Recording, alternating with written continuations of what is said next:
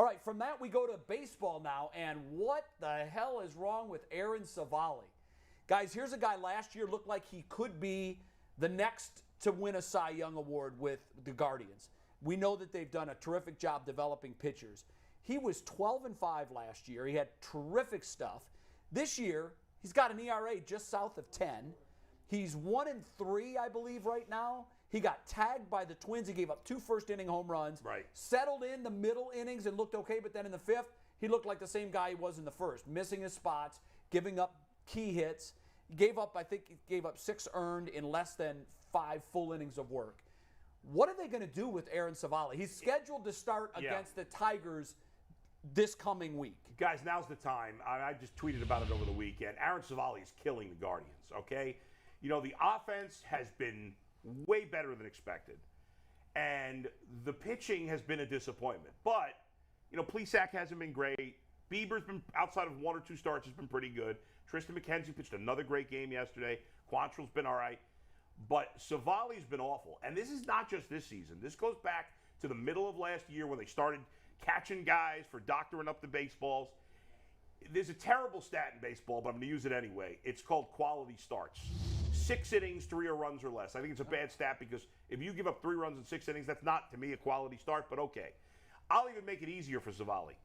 He's only had 2 starts since the middle of June last year where he's gone 5 or more innings, only 5, and given up 3 runs or less. Only 2 of those starts out of his last 14 or 15, something like that. He is lost in the soup right now. Yeah.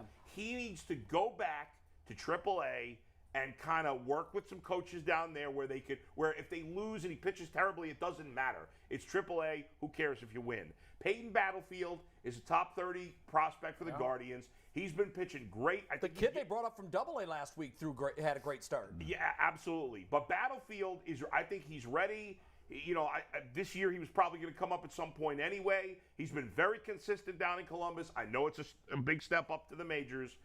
I think he's only had 1 bad start all year in Columbus. I think his ERA is like 2.50, something like that. And again, he's not out of nowhere because he's a top 25, 30 prospect, depending on where you look. I'd like to see them call him up, give him a shot. You know, I got to figure out I don't know exactly where he is in his rotation at the moment. But Civale's got to go down. He needs a reset. He is killing the team. We can't keep doing this. Overall, I'm going to say this. I'm not just worried about Civale. Look, the strength of this team has been, always will be, pitching, right? Not this year. Look at these numbers. 4.18 ERA, that's 25th in Major League Baseball. 34 home runs allowed, 19th. 263 strikeouts, that's 24th. Like, so, you know, we thought going into this season, it was going to be Bieber, it's going to be Plesac, Civale. No. It's been hitting and timely hitting and power hitting, which is the exact opposite of what we thought it would be. And this just goes to show you, pitching and especially the bullpen is year to year. It's like in football saying, hey, we got a lot of turnovers last year. Well, you're not guaranteed to get turnovers next year. I do think they'll bounce back, G, but one concern to your point, you mentioned the strikeouts there.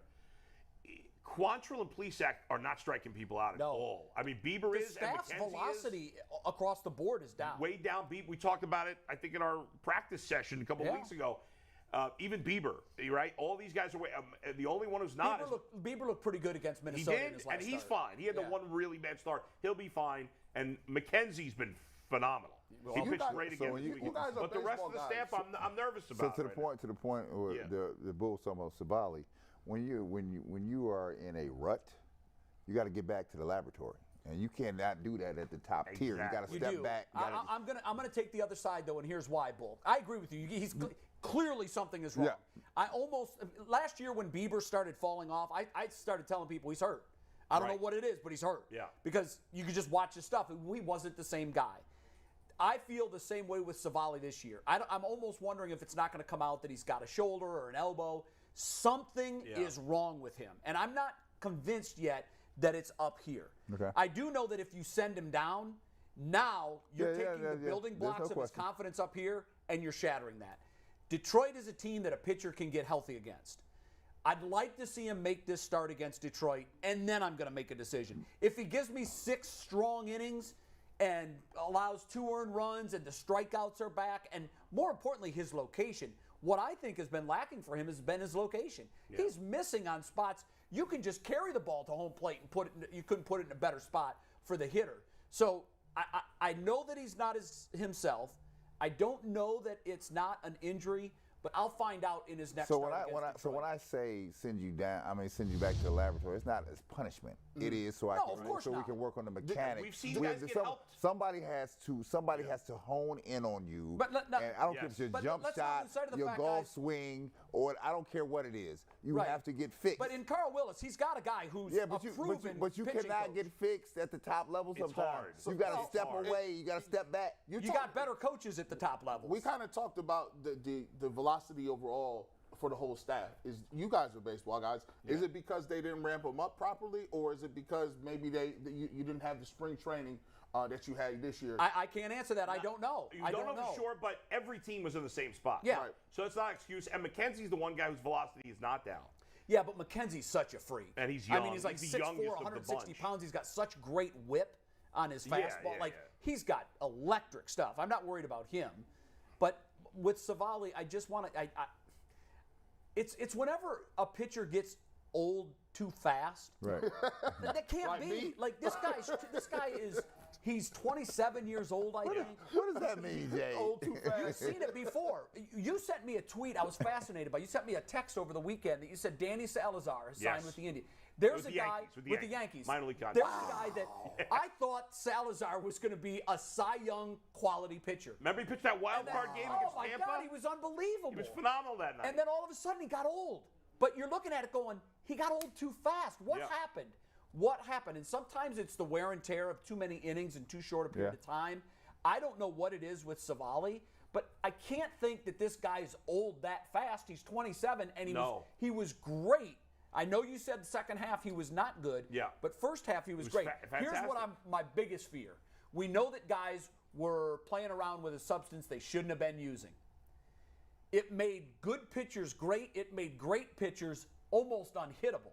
We should have started with this. It's kind of like steroids. It's kind of like steroids. You know, Bonds had a pretty good ball of clay to work with. Yeah. You give him an illegal substance that improves performance, and now he's all-time Herculean great. Right. So I'm wondering, I'm not accusing, I'm just wondering, so many guys were using it. I'm wondering if we're going to now see guys drop off from what they were with it to what they have to be now without it. I think some will. I think part of it for some of these guys is just adjusting to not using it.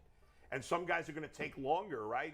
It's just like a pitcher who later in his career, Jay, you would know about this as a pitcher yourself.